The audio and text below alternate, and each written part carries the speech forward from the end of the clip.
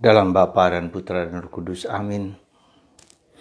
Allah yang penuh kasih, kami bersyukur kepadamu karena Engkau memberikan kepada kami Santo Yosef, suami Maria, dan ayah angkat dari Yesus, untuk menjadi pelindung gereja dan pelindung keluarga dan pelindung hidup kami masing-masing. Terima kasih Tuhan, Engkau memberikan seorang yang luar biasa untuk mendidik Yesus, yang hatinya total kepada Yesus dan pada Bunda Maria. Bantu kami untuk memberikan seluruh diri kami juga bagi Yesus, bagi Bunda Maria, dan bagi Santo Yosef. Terpujilah namamu kini dan sepanjang segala masa. Amin. Saudaraku terkasih, pada hari ini kita merayakan Hari Raya Santo Yosef, pelindung gereja dan pelindung keluarga.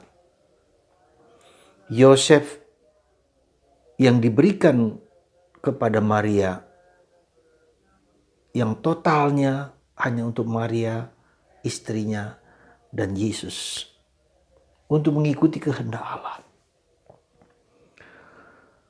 Hidup kita semakin lama semakin kompleks. Dan di sini kita belajar untuk semakin dalam, semakin sederhana. Hidup kita semakin dalam, semakin sederhana, semakin apa adanya. Dan itulah yang terjadi pada Yosef. Seorang yang sungguh-sungguh hatinya tunggal kepada Allah. Hatinya tunggal kepada kehendak Allah. Hatinya tunggal kepada Yesus dan kepada Bunda Maria. Dengan totalitasnya yang begitu luar biasa. Ya. Dia tidak punya keinginan lain hanya untuk memuliakan Tuhan. Mengagungkan Tuhan. Menjalankan kehendak Tuhan. Ya, bisa dibayangkan kita melihat ketika malaikat datang kepada Yosef. Ya. Dalam Injil Matius, bagaimana Yosef yang ingin pergi dari Bunda Maria ketika dia tahu bahwa Bunda Maria mengandung, bukan karena dia. Kita selalu bertanya kenapa ketulusan hati tapi dia pergi dari Bunda Maria. Kita harus lihat dulu konteks sejarah latar belakang orang Yahudi. Jadi kalau orang lain tahu bahwa Maria mengandung, orang seseorang mengandung, ya, bukan karena hubungan suami istri. Meskipun pada waktu itu Maria dan Yosef sudah bertunangan, tetapi mereka belum bersatu sebagai suami istri. Dan ketika ketahuan dari masyarakat, maka wanita itu akan dirajam, akan dibunuh. Nah, ketulusan hati Yosef adalah ketika dia mau pergi dari Maria, itu menandakan Yosef yang dipersalahkan. Yang harus dirajam itu Yosef, bukan Maria. Disitulah ketulusan hati Yosef. Dia tidak ingin Maria dipermalukan di muka umum. Dia tidak ingin Maria dirajam. Dia tidak ingin Maria dibunuh. Maka dia mau pergi supaya dia yang dipersalahkan. Bahkan mungkin nanti dibunuh, dirajam. Itulah ketulusan hati dari Yosef. Itu yang pertama yang harus kita pegang. Yang kedua, saudaraku terkasih, kita kerap kali mengalami complicated dalam kehidupan, mengalami dilema yang tidak jarang tidak mudah kita atasi. Ya, dilema itu adalah kalau melakukan A tetap salah, melakukan B tetap salah. Kompleks. Ya, kita tidak tahu juga bagaimana harus menyelesaikan masalah hidup kita. Ya, nah, disinilah kita harus datang dan lari kepada Yosef. Mengapa saya katakan begitu? Jadi Yosef mau melarikan diri dari dilema kehidupannya.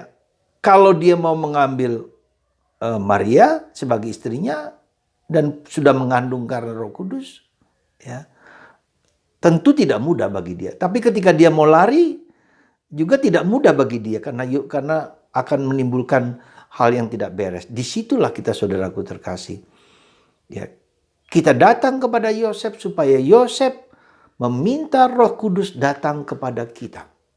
meminta malaikat datang kepada kita untuk menyelesaikan masalah itu. Nah, ketika Yosef dalam mimpi, ya.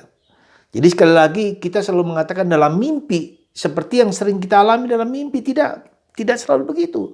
Mimpi Yosef itu jelas, terang, benderang. Kalau kita mimpi, ada lambang, ada simbol, ada sungai, ada gunung, ada apa, ada cahaya, lalu gelap dan sering kita tidak terlalu jelas. Tapi di sini kita perhatikan, ya, apa yang dikatakan malaikat kepada Yosef. Tetapi Yosef mempertimbangkan maksud itu, malaikat Tuhan tampak kepadanya dalam mimpi dan berkata. Jadi mimpi ini bukan seperti mimpi yang kita sering alami dalam gambar dan simbol, tapi dikatakan Yusuf, anak Daud. Jadi malaikat mengatakan Yusuf, anak Daud. Kita tahu Daud adalah raja yang hebat, yang luar biasa, yang memang dari keturunan Daud akan diwartakan. Dan nubuat akan lahir seorang penyelamat penebus dari keturunan Daud. Yusuf, anak Daud, jangan engkau takut mengambil Maria sebagai istrimu. Jangan kau takut mengambil Maria sebagai istrimu. Coba lihat, perhatikan. Kalau mimpi tidak akan jelas seperti ini, tapi perintah itu menjadi jelas. Jangan takut mengambil Maria sebagai istrimu. Ya jelas, Maria istrimu. Sebab anak yang di dalam kandungannya adalah dari Roh Kudus. Sebab anak yang dalam kandungannya karena Roh Kudus. Roh Kudus.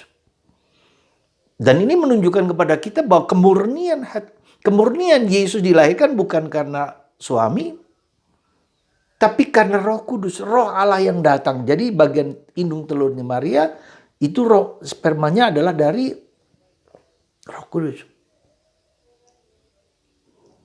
Ya, jadi ini juga bagi kita penting, bagi Anda semua yang mungkin punya anak, punya cucu, yang belum punya anak sudah cukup tahun, mintalah kepada Yosef supaya malaikat datang dan memberikan anak kepada anak Anda atau menantu Anda atau siapapun, datang kepada Yosef bagi kita. Sebab anak yang dalam kandunganlah dari Roh Kudus. Jadi Roh Kudus akan menyelesaikan, akan membantu kita. Misalnya ada bagian dari perut sang ibu, sang wanita belum beres, segala datanglah kepada Yosef. Dan Yosef akan minta kepada Tuhan, kepada Roh Kudus untuk datang memberikan anak kepada kita. Dan sekali lagi jelas, Maria akan melahirkan anak laki-laki. Ya, Maria akan melahirkan anak laki-laki dan engkau akan menamai dia Yesus. Jadi kuasa untuk memberi nama tetap diberikan kepada Yosef. Meskipun kita tahu bahwa bukan karena Yosef, tapi kuasa, otoritas untuk memberi nama itu pada Yosef. Memberi dia nama, dan nama itu jelas, Yesus sang juru selamat, Yehova, ya, adalah penyelamat, karena dialah yang akan menyelamatkan umatnya dan dari dosa mereka. Jadi kita tahu perintah dan pesan yang Tuhan berikan lewat malaikat itu sangat jelas, dan kalau mimpi tidak akan pernah jelas. Ya, jadi saudaraku terkasih, ya, kalau kita punya mimpi memang perlu kita lihat simbol-simbol, gaya-gaya dan seterusnya. Tapi di sini jelas-jelas sekali bahwa mengambil Maria, anak yang dalam kandungan karena Roh Kudus, engkau harus beri dia nama Yesus dan akan melahirkan seorang anak laki-laki. Dia kau beri nama Yesus, menyelamatkan dan menebus. Jelas sekali. Ya, jelas sekali.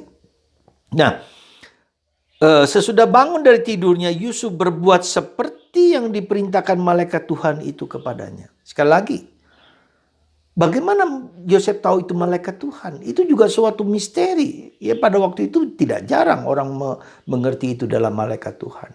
Ya, jadi kita lihat di sini betapa besar peranan Yosef dalam sejarah keselamatan manusia, sejarah keselamatan orang Kristen, sejarah keselamatan yang percaya pada Yesus. Tuhan dan Yosef melakukan itu. Meski mungkin tidak jelas, tapi dia melakukan itu. Jadi saudaraku, kalau kita mengalami dilema-dilema kehidupan yang tidak mudah, datang kepada Yosef. Doakan litani Santo Yosef dalam puji syukur Anda lihat, doakan terus menerus. Dan bila Anda mau, saya mempunyai naskah yang kita sebut Consecration to Joseph. 33 hari, ya. Dengan kita membaca itu kita semakin mengenal Yosef. Siapakah Yosef itu dengan kehidupan nanti? Kalau Anda suka silakan japri ke saya, ya. di dalam Stone City, saya sebut nomor HP saya sampaikan.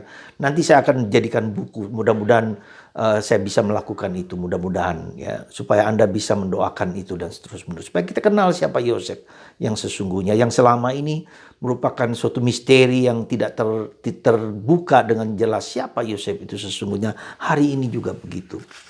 Dan Yosef, kerendahan hati, kesederhanaan Yosef. Ketika Maria kemudian mengandung, dia harus pergi bersama Yosef, pergi dari Nazaret ke Bethlehem. Itu jauh jaraknya. Harus Bunda Maris menggendong bayi dalam kandungannya itu sampai di sana. Dan kita tahu Yosef adalah anak Yakub. Pasti dia punya saudara dan punya kerabat di Yerusalem, tapi tidak dia lakukan. Atau mungkin dia sudah melakukan, minta kepada saudara-saudaranya untuk menginap. Tapi karena kemiskinan dan kesederhanaannya, maka Bunda Maria melahirkan Yesus di kandang. Jadi saudaraku terkasih dalam Kristus, Anda mau mendalam hidupnya, Anda mau bahagia, Anda mau tentram damai, ya, semakin mendalam, semakin sederhana hidup rohani Anda, belajarlah dari Yosef. Sekali lagi, belajarlah dari Yosef. Doakan litani Santo Yosef itu dan mohonkan, ya.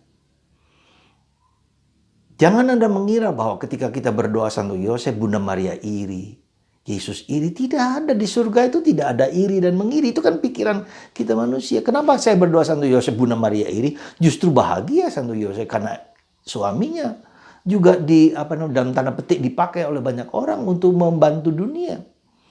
Ya, saudaraku terkasih, semoga pesta Santo Yosef ini membuat kita semakin mencintai Tuhan, bahwa Tuhan memberikan segala-gala perangkat yang luar biasa kepada kita, entah para malaikat, Mikael, Gabriel, dan Rafael, malaikat agung, malaikat pelindung, Santa Maria, Santo Yosef, Yesus sendiri, Roh Kudus, ya, para rasul, para kudus, semua diberikan kepada kita supaya kita semakin dekat dengan Tuhan. Dan kita dibantu untuk sampai kepada keselamatan. Dan untuk itu maka hidup rohani kita harus semakin sederhana. Ya, tidak complicated, tidak neko-neko. Seperti Yosef. Banyak diam, banyak hening, banyak sunyi untuk mengenal kehendak Allah. Ya, itu artinya kita tidak mencari mengagungkan diri kita sendiri. Kita mengagungkan Tuhan dan kita mencari kehendak Tuhan dalam diri Yesus, dalam diri Bunda Maria dan Santo Yosef dan kehendak Allah. Itulah kesederhanaan hidup. Itulah kesederhanaan hati. Bukan aku yang dimuliakan, tetapi Yesus, kehendak Tuhan yang dimuliakan. Semoga Santo Yosef memberkati Anda dan melindungi Anda dan membantu Anda menyelesaikan problem dilematis yang Anda alami, apapun juga, dalam nama Bapa dan Putra dan Roh Kudus.